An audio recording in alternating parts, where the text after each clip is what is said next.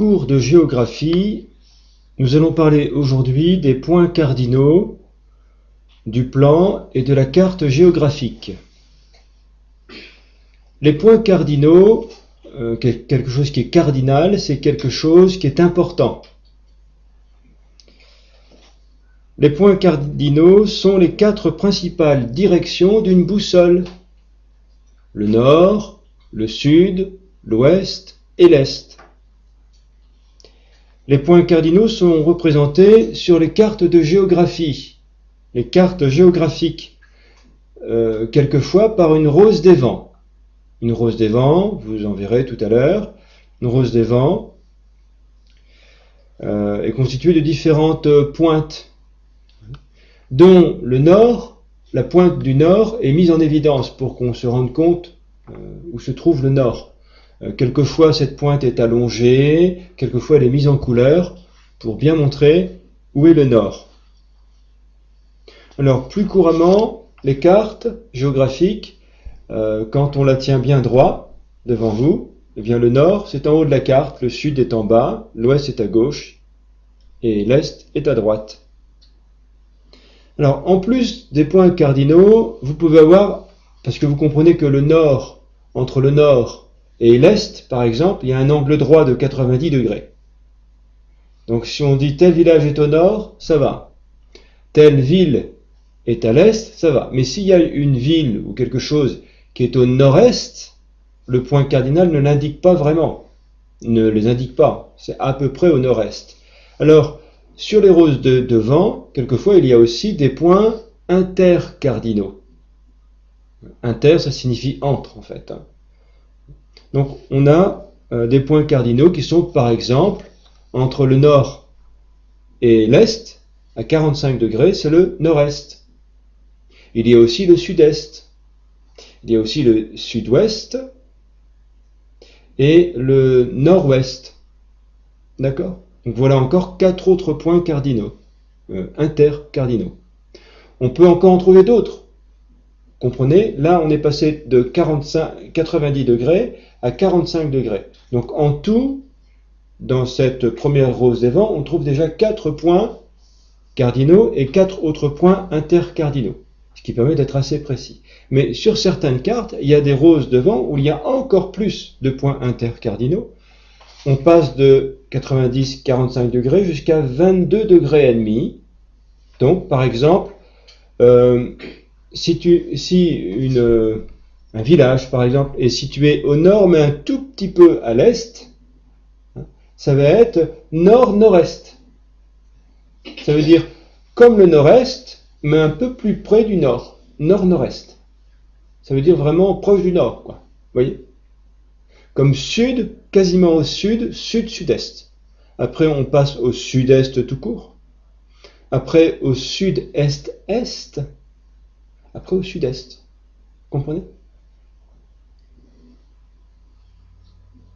Évidemment, souvent, on ne voit que 4 pointes à la rose des vents, quelquefois 8. Un point cardinal ne prend une majuscule que lorsqu'il fait partie d'un nom de lieu. Donc là, c'est pour le français. Pour votre orthographe, on ne met une majuscule au nord, au sud, à l'ouest et à l'est que quand ça indique un nom de lieu. Comme par exemple l'Amérique du Sud. À sud, ce sera une majuscule. Ou lorsqu'il indique une région, par exemple le sud de la France.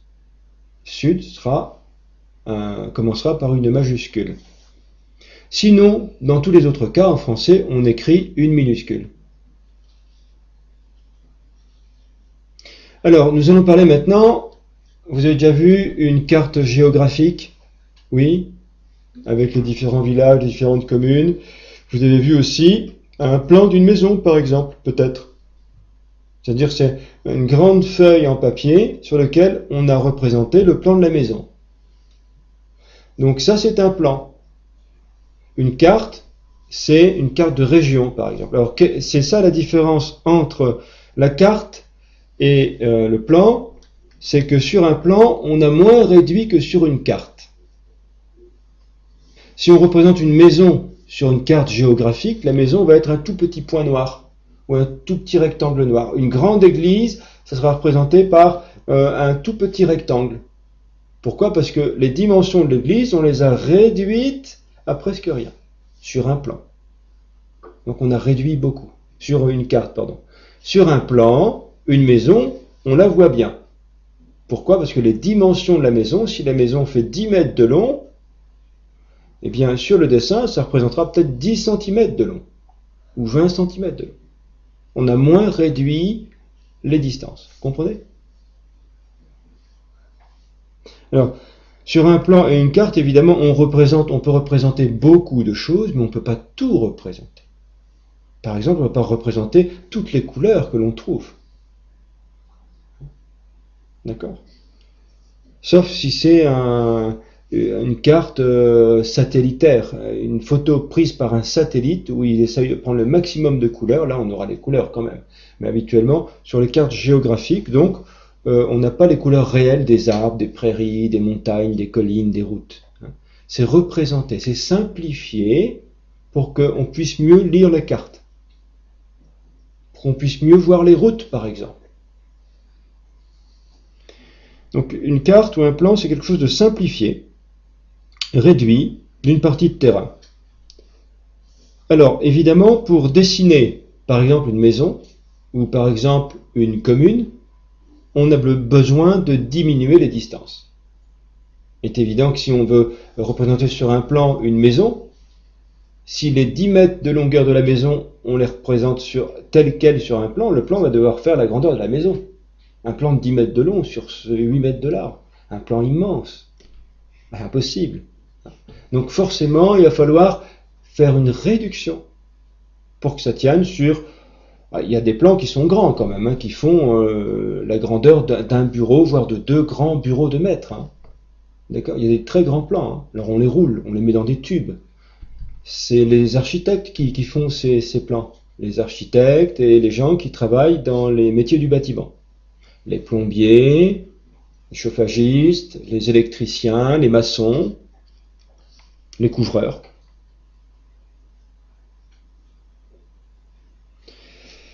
Alors quand on réduit, eh bien, les distances qui ont été divisées, pour être reportées sur le plan ou une carte, les distances ont été divisées, c'est ce que l'on appelle l'échelle, une échelle.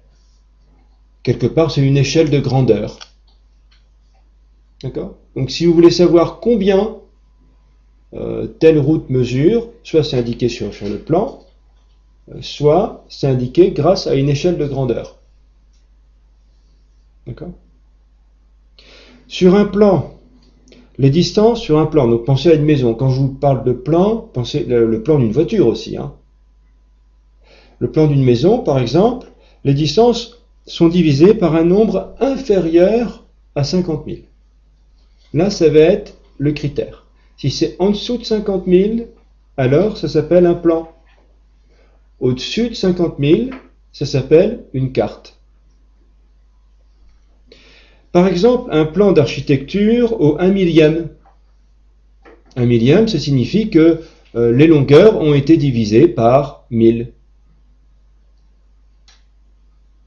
Sur un plan au 1 millième, on a divisé les longueurs réelles par 1000. Une maison de 10 mètres de longueur aura sur le plan une longueur de 1 cm. D'accord? Donc là, c'est vraiment un plan au 1 millième, c'est pas un plan d'architecture. D'accord? Sur un plan au 1 millième, quand une maison de 10 mètres représente 1 cm, c'est pour voir un hameau, par exemple, ou un quartier de ville, vous voyez? Donc, lorsque vous mesurez sur un plan au 1 millième 1 cm, pour connaître la valeur réelle de la longueur, il faut multiplier par 1000.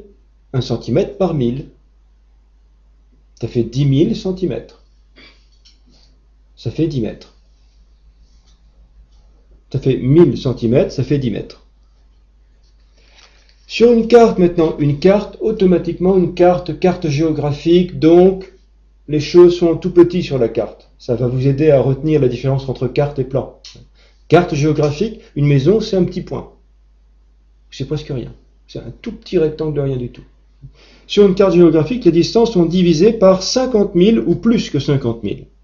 Par exemple, sur une carte au 1/100 millième, on a divisé les longueurs réelles par 100 000. Une route donc de 1 km de longueur, vous voyez ce que c'est que 1 km à peu près, hein, comme d'ici au centre du village qui est à côté. 1 km de longueur, sur le plan, ça va être représenté par 1 cm. Un petit bout de route. Donc, lorsque vous mesurez sur un plan au 1/100 millième 5 cm, dites-vous que ces 5 cm représentent 5 km. Alors, c'est souvent les cartes qui sont utilisées parce que c'est pratique. On voit, ça fait à peu près 7 cm, ça fait 7 km. C'est pratique. Alors maintenant, sur les cartes, on voit aussi ce que l'on appelle les courbes de niveau. Les courbes de niveau. Qu'est-ce que c'est que ça? C'est en fait pour indiquer le relief. Il y a quelquefois des collines, quelquefois même des montagnes, des descentes, des vallées. Tout cela est représenté par des lignes, une sorte de cercles, des lignes fermées qui indiquent les niveaux. Comment procède-t-on? Eh bien, on part du niveau de la mer. Le niveau de la mer moyen, c'est 0. C'est le niveau 0. Et on calcule en fonction du niveau de la mer la hauteur de chaque couche de terrain, mètre après mètre. D'accord? Ce qui permet donc de pouvoir déterminer approximativement la forme du relief. Donc, lorsque vous ne voyez pas de courbes de niveau qui sont très espacées, ça veut dire que c'est quasiment plat. Mais en montagne ou sur les collines, vous allez voir des lignes de niveau, des courbes de niveau très rapprochées. Et au plus les courbes sont rapprochées, au plus les lignes sont rapprochées, au plus c'est en pente ou en descente.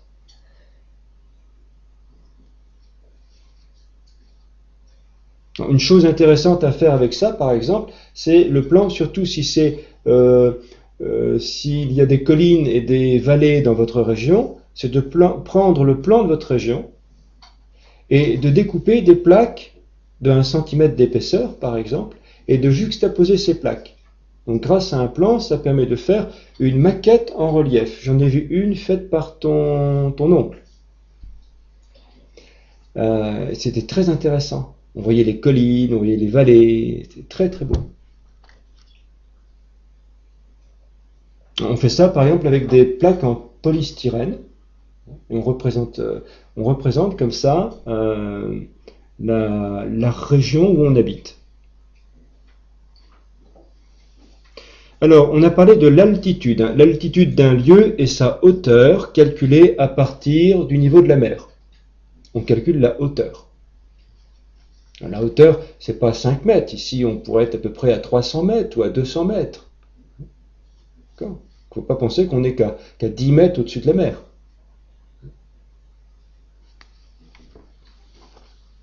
Le relief d'une région est l'ensemble des formes du terrain de cette région. Le relief, ça veut bien dire ce que ça veut dire. Ça veut dire ça monte, ça descend, ce sont des collines, ce sont des montagnes, ce sont des vallées. Des plaines aussi, ou des plateaux.